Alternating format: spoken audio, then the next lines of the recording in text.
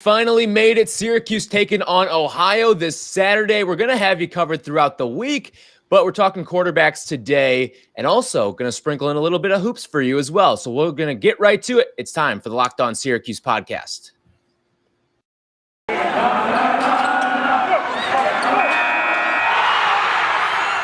You are Locked On Syracuse, your daily podcast on the Syracuse Orange, part of the Locked On Podcast Network. Your team every day.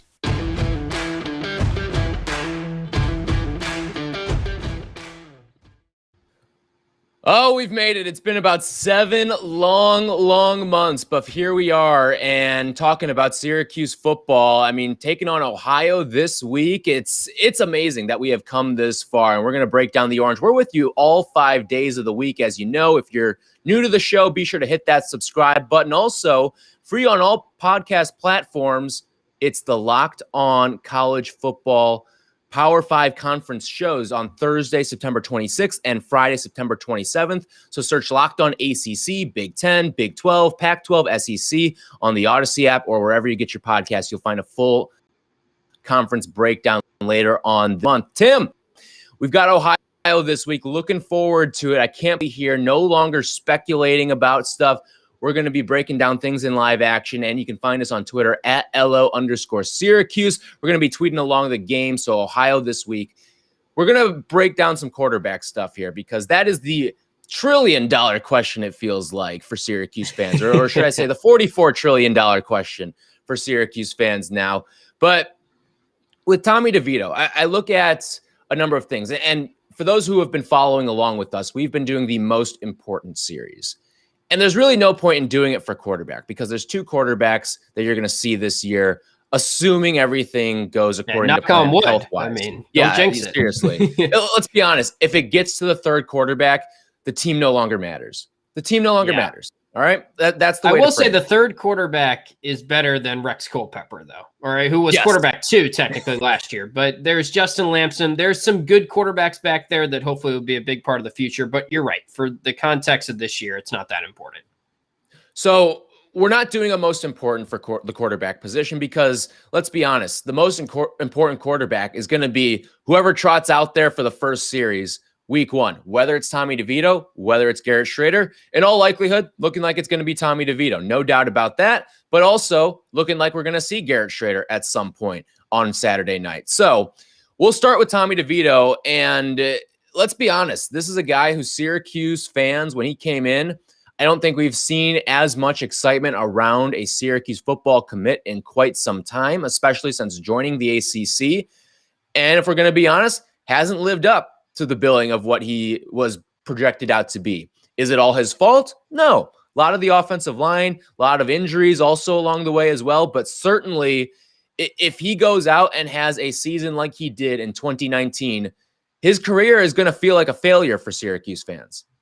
Right. And, you know, before Eric Dungey had his senior year, I'm not comparing the two, and I don't even want to really go down this road too much, but Eric Dungey was kind of what do we make of his legacy? He was a little bit more defined by this point, but he had that big breakout year. Now we want to hang his jersey. Now we want to celebrate him any chance we get. He's one of our favorite players on this program. So there's still time for DeVito to change the narrative around him. And we have seen him produce. It was just 3 years ago now. It was when he was playing alongside Eric Dungey. That's really the only time that he has been successful, which doesn't make sense. Usually you get better over time as a quarterback. It's felt like he has regressed, and as the offensive line has gotten worse, he's gotten more in his head, and it's become such a mental block for him of not being able to translate it from practice to games. But I still think there's something there. I still believe in him a little bit, and I want to see what he's got this year, hopefully if the offensive line is better. And if you look at everything, and I'm glad you actually brought up the Dungey thing, because I think that is a perfect comparison.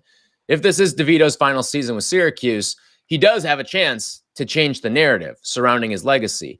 Like, imagine if Eric Dungey went out and had another injury-riddled season. He would just be another Syracuse quarterback, except he was a little more disruptive, I guess you could say, a little more destructive, laid his body on the line. Made some fun plays, yeah. Right. But he's just a guy, right? Now he's a legend. And if Tommy DeVito can do that this season, yeah, he's going to change the narrative about his legacy. But he's got a lot to do. But it's amazing how in college football, one season can change your entire legacy. And Eric Dungey is the perfect example of that. I mean, even look in years past, Joe Burrow, Mac Jones, pretty much all of these quarterbacks that you see flash up out of nowhere, their legacies are created based on one season. Now, is Tommy DeVito going to go out there and break passing records in the country?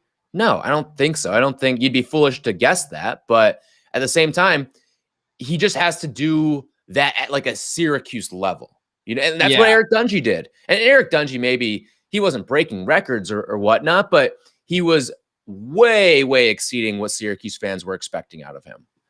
It's a fascinating career arc that he's had. And it's also just a mini miracle, in my opinion, that he's still on the roster, despite, like, usually someone would have transferred by this point if they're not and there playing was speculation he would.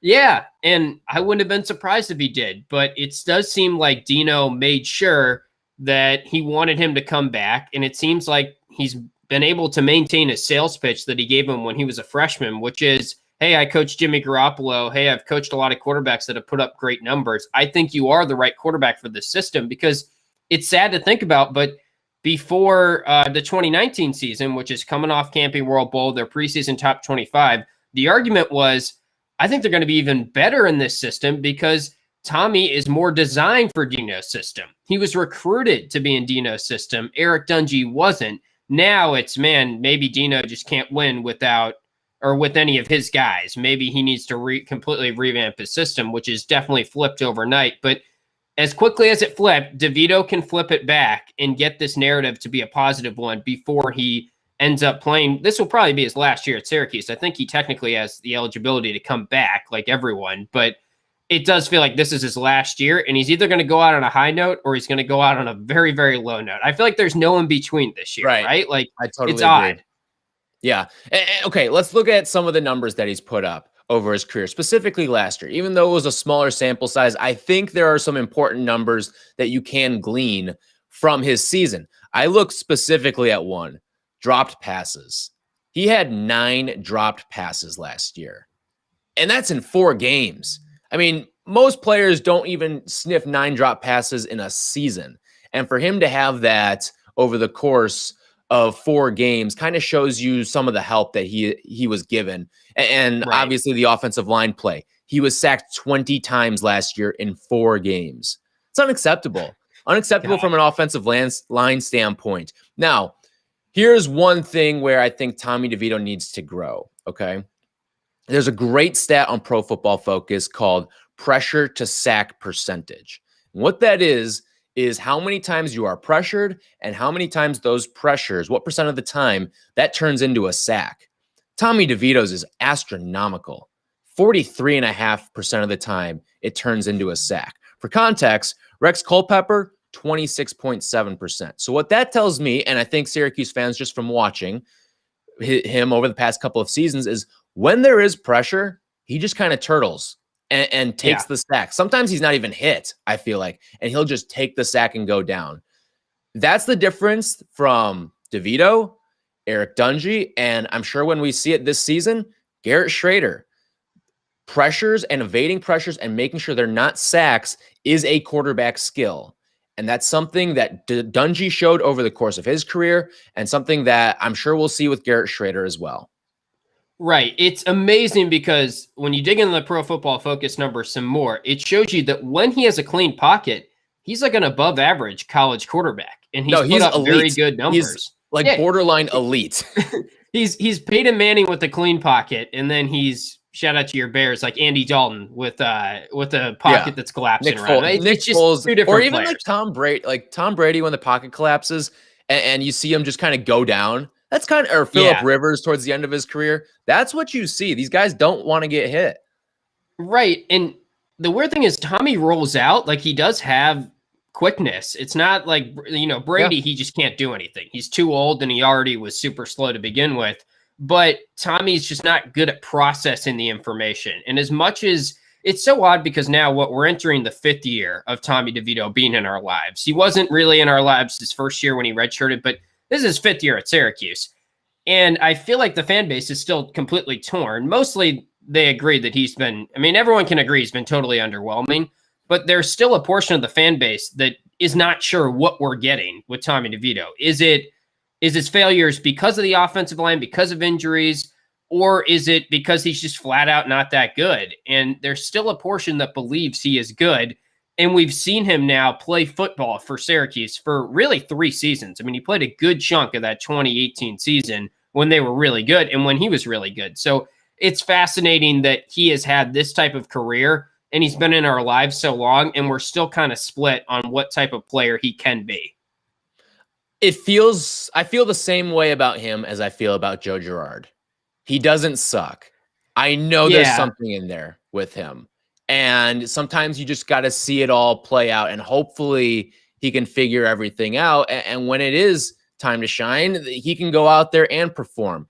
I look at it as, okay, is everything his fault? No. But he has let the things that go wrong compound and build upon each other and snowball, as opposed to trying to make the situation better. I feel like good quarterbacks, they're not going to completely make up for bad offensive line play, but they can provide a little bit of relief. And that's something that Tommy DeVito has not done. Yeah. And I think we hit it on the head earlier when we said it's either going to be a great year, it's going to be a terrible year. I really believe that. There's just no way that this team goes 5-7 with DeVito leading the charge again. I feel like he either taps into something that we've been waiting on, or he, is out by week 3, week 4, and they're already 0-3 on the season and staring an ACC gauntlet in the face with Garrett Schrader as the quarterback. All right, I think we have a few leftover DeVito thoughts, so we'll get to that on the other side. But first, I got to tell you about something that's just not fun to talk about. It is excessive sweating. You know when you're sweating through your shirts for no reason? Embarrassing, right? Some of you may know about the problems whether it's speaking in public. Sometimes you're sweating through your shirt. Now, listen, I know it's not life or death. There are much worse things in the world, but let's be honest. In the moment, it feels like a giant disaster. That's why I use SweatBlock antiperspirant wipes. SweatBlock is stronger and more effective than most clinical antiperspirants. You simply apply it at night before bedtime, go to bed. The next morning, you wake up, wash, and go about your day without worrying about sweat. Guaranteed. I had a little disaster the other day. I was going back and forth between a place in the suburbs and a place in the city where I live, and I completely forgot to pack deodorant. And I had my SweatBlock package with me, and it saved the day. SweatBlock literally saved the day for me. Otherwise, I was going to be a mess.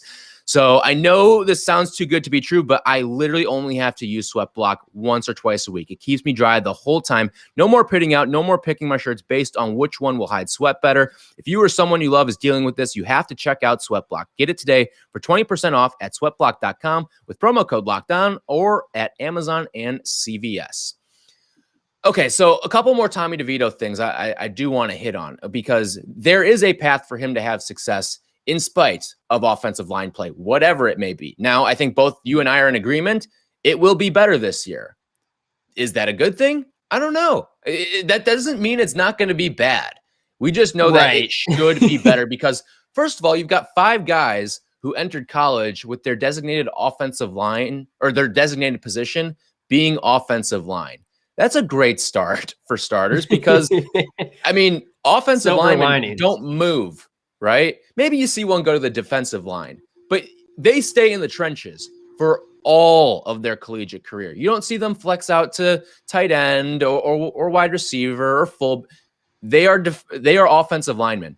And the fact that Syracuse didn't do that last season, all of a sudden, overnight, you don't get a lot of overnight fixes. This is an overnight fix. Yeah. I'm a little worried because they had that big fan fest thing. I guess the AC was really blasting for the media the other day when they went in. Which got the frozen tundra. Right. And they did a little scrimmage. I don't think it showed much of the quarterback battle from what I've understood. I wasn't able to go to it, obviously, but it did seem like Matthew Bergeron wasn't dressed. Seems like he's going to be ready to go. I don't think it's an overly serious thing, but when I saw, I think it was Stephen Bailey tweeted out the left to right offensive line without Bergeron, and he had Tisdale at a tackle spot. Kalen Ellis, a true freshman's in there for Dakota Davis's spot at guard because he's still the real issue or the real question mark. That got me thinking, like, man, it's just, are we going to be doing this again? Like, we're already looking at an offensive line that looks depleted. Now, I'm optimistic because Dino has said that Dakota Davis should be ready and Bergeron seems fine, that we will be mostly healthy going into week 1. But even Chris Blight just missed some time with that illness. He's back now. It just doesn't feel like they've had the proper amount of time to all be together, which worries me a little bit about how they're going to come in out of the gates. And tactically too, like if Dino wasn't showing his hand at quarterback, you get that. There is nothing you need to hide on the offensive line. First of all, because they're not very good. You're not going to gain anything by hiding bad players. And secondly, I mean, it is the offensive line. You want the continuity out there. You want these guys practicing with each other too. You're not going to gain a tactical advantage there. So we'll see. Tommy DeVito, a lot is going to predicate on the offensive line, but I brought up that pressure to sack rate. That needs to improve this season. You want that to be more in like the 25% range where it was with Rex Culpepper, which is a big jump for him. But at the same time, you can't really blame him when you're being sacked 20 times in 4+ games. I wouldn't want to get hit either. All right. So it's tough to give him a lot of blame for that. But the offensive line play improving and getting that percentage to like 25-30%, certainly going to help him. And I think certainly if he's getting sacked less, you will see him try to evade some of those pressures a little bit more. Right. And look, we're going to talk Garrett Shrader tomorrow. We're probably going to dive into the QB battle all week here because it's just so much fun and we're excited for this first game, and we'll get you guys previewed and ready for Ohio too. But I think we can agree, or at least I'll ask the question to you. The best case scenario for Syracuse football is a great or good Tommy DeVito season. Yes. As much as I'm intrigued with Garrett Shrader's potential, I think Tommy DeVito is our ceiling this year. So based on how he's looked in practice and everything, I understand why Dino is going to try him week 1 with hopefully a better offensive line, because there is something in there. It just feels like it's all between the ears for DeVito. Best case scenario this season is Tommy DeVito starts all 12 games. All 12 games, and you don't have any sort of quarterback controversy. Listen, if Tommy DeVito goes out there and leads 2 touchdown drives out of the chute Saturday night against Ohio on the road, guess what? Garrett Shrader is probably not going to see the field unless it gets to a blowout situation. Right. So best case scenario is you get good Tommy DeVito play, and we can kind of put this whole thing to bed right away. No doubt. So if we have to make a prediction, I think DeVito's got something in there. If you like, which way are you leaning? Do you think DeVito keeps the job if he gets it to start week 1? Or do you think we will see, I mean, it sounds like we're going to see Shrader regardless, but do you think we will see Shrader in a first string starter type of role at any point this season? I would say let's assume health is bona fide good all season long. I'm going to say no. Okay. We will not see Garrett with you, Shrader. But I'm still we'll see Garrett to Shrader. Say it. I am hesitant too, because listen, if Tommy DeVito's offensive line is not better, if everything, like, there's a lot of external factors that can go wrong and a lot that quite frankly probably will go wrong. But at the end of the day, Tommy DeVito is the best quarterback on this roster, the most talented quarterback on this roster. Yep.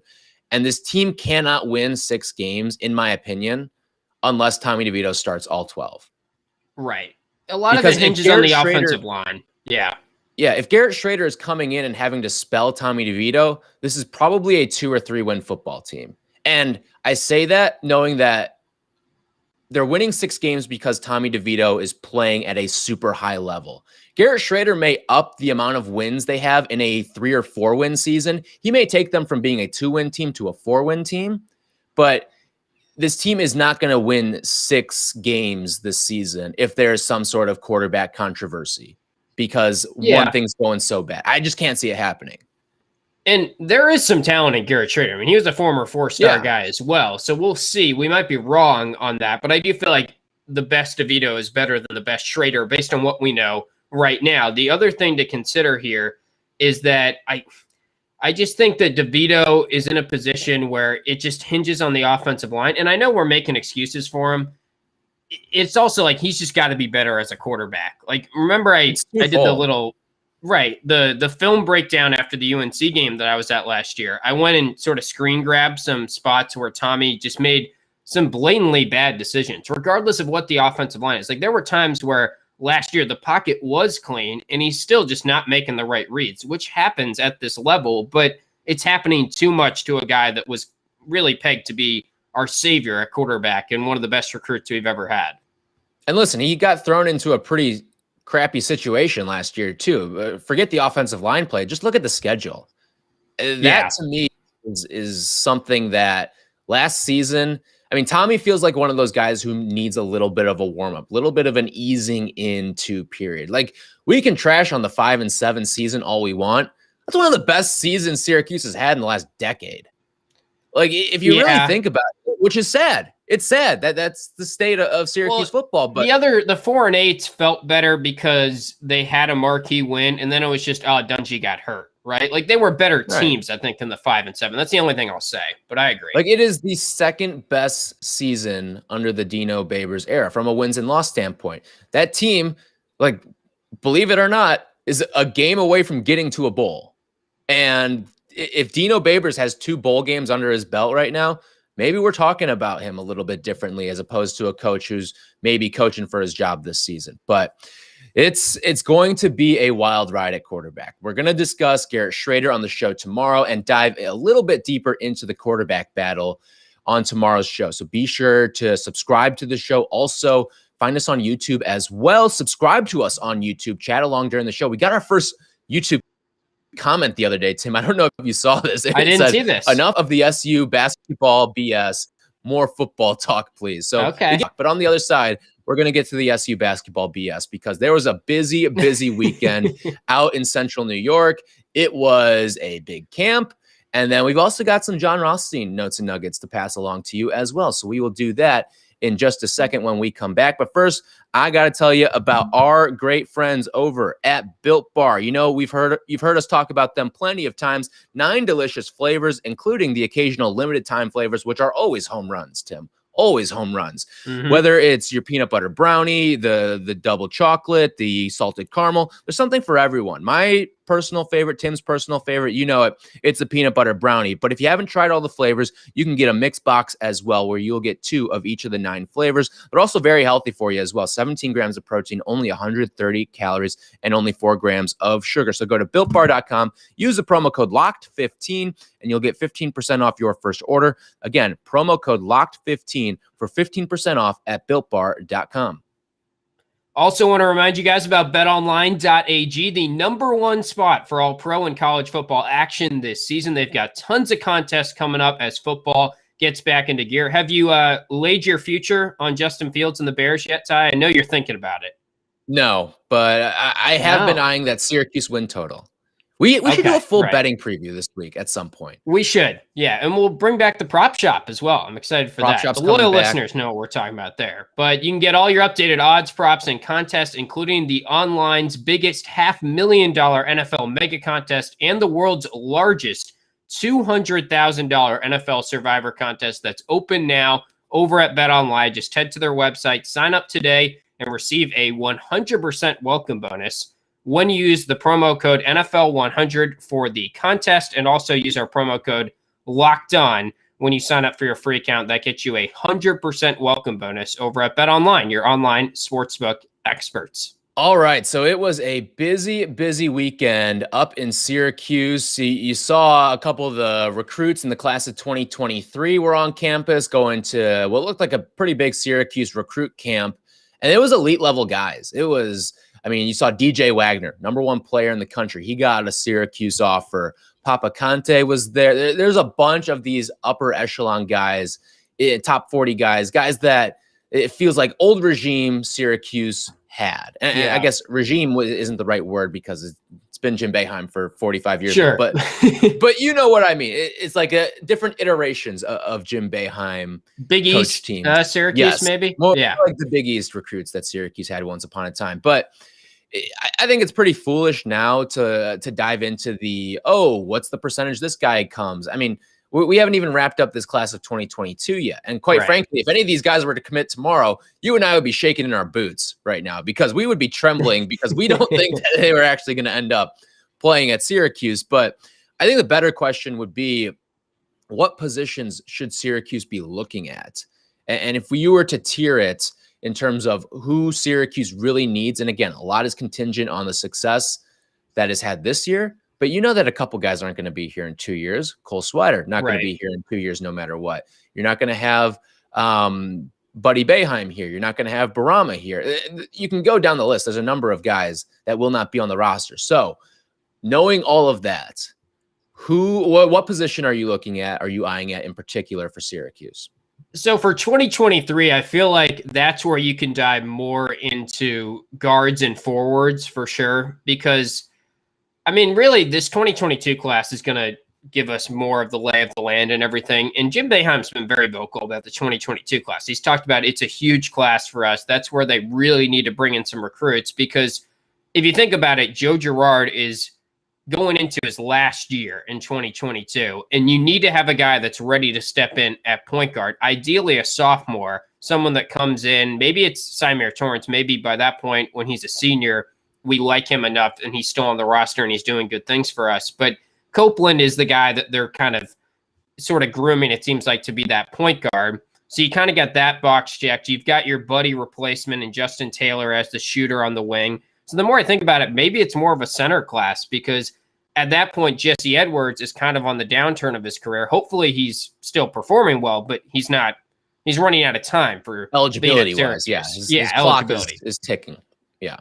Right. So I think the more I think about it, actually, maybe it is center position is the main focus in that class, which is always our bugaboo nowadays. But even if Jesse Edwards is good, you're going to need someone to replace him. And by the time it's 2023, that's basically Jesse Edwards' last year. So you need someone to replace him definitely in that cycle, I'd say, especially the way it's trending in 2022. Even if they get a guy like Peter Carey, I like him, but I'm not, blind about the fact that he's not going to come in. Season. He's not going to come in and be anything more than just kind of another project center that has some potential that we've been recruiting recently. You want to get a center that is ready to go when Jesse is done, or when Frank Anselm's done, whoever it ends up being as the go-to guy there. I'm going to go guard at my number one, specifically the point guard. I know Kadir Copeland is coming in, and I'm sure he'll see significant minutes. So, but I'd be looking at someone in that combo guard type of role, because let's be honest, what has won in college basketball these last handful of years? It has been the guard position, and you want to have succession plans at guard. I look at Villanova. They did it perfectly. They went from Ryan Arcidiacono to Jalen Brunson. I mean, talk about a succession plan. And that's what led to 2 national championships. You had Brunson as a guy who started on a national championship team as a freshman and then won Naismith Player of the Year and started on a championship team as a junior. Yeah. You want continuity at the guard position. And if Syracuse can have something with that, where it goes from Joe Girard to whoever the next regime is, you're going to put yourself in a nice spot. And maybe a guy who can have the flexibility to play off the ball a little bit as well. That's why, to me, Syracuse, and you look at these last couple of seasons now. I mean, look at this past national championship game. Mega talent at the guard position. Right. Mitchell, you had Suggs, you had Joel Ayat, you had great college basketball players at the guard position. And that was Boeheim's whole case. Remember, he talked to Brent Axe during the beginning of the offseason and said, who's Baylor's center? Who's Houston's center? Like, it's overhyped, basically. You bring up the name Brunson, which I think is funny because you tweet about this from our account. But Rick Brunson, the dad of Jalen Brunson and the head coach for Wagner now, who is that number 1 player in the 2023 class, who was on campus during this elite camp for Syracuse, got the offer, which, I mean, let's face it, of course they're going to offer the number 1 player. It's not that newsworthy, but maybe there is a little bit of a connection there because he was a Syracuse guy, right? I want to say this, okay? I think I can say this confidently now, okay? Okay. So Jalen Brunson, the recruiting with him for Syracuse, it was kind of a dicey situation because of the fact that Syracuse blindsided by a couple guys leaving, all that stuff. It didn't really work out. Rick Brunson's a Syracuse native. Syracuse was Jalen Brunson's dream school, okay? I'm going to tell you guys that right now. I was told that by a player who played at Syracuse during the time that Jalen Brunson was in college. So he was around the program when he was being recruited and all that stuff. Syracuse was Jalen Brunson's dream school. He would have loved to go there. Now, I don't think Jalen Brunson necessarily fits the profile of what Jim Boeheim may have been looking at. He's not like the long guard and stuff like that. Sure. But obviously, the career worked out. I mean, let's be honest. Right. He might be one of the most underrated college basketball players, I feel like, of the past decade. The two-time national champion, a Naismith Player of the Year, all that stuff. It just kind of, but like you feel like he's sort of an afterthought. Maybe it's because of the NBA career he's had so far. And I'm not saying he's had a bad NBA career, but at the end of the day, he's a backup point guard. So sure, you don't think he's actually been pretty good in the NBA. I think better than I expected. For a second round pick, that he has been an extreme value second round pick, no doubt about it.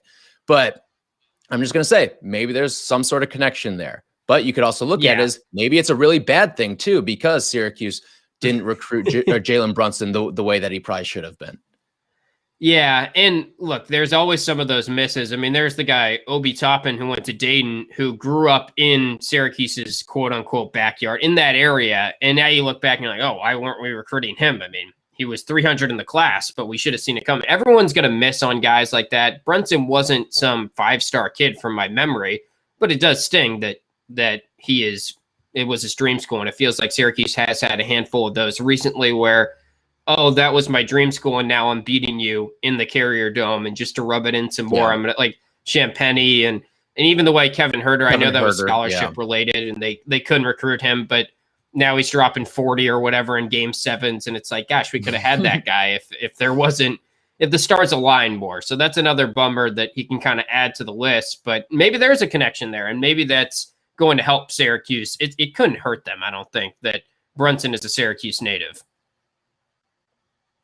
All right, a little bit of breaking news here. Close out the show, but week 1 depth charts out. Starting cornerback, Deuce Chestnut. Sweet. Well, we'll have to do this on tomorrow's show because I got to get this in front of me and do a full breakdown. What's the offensive line? Do you have it?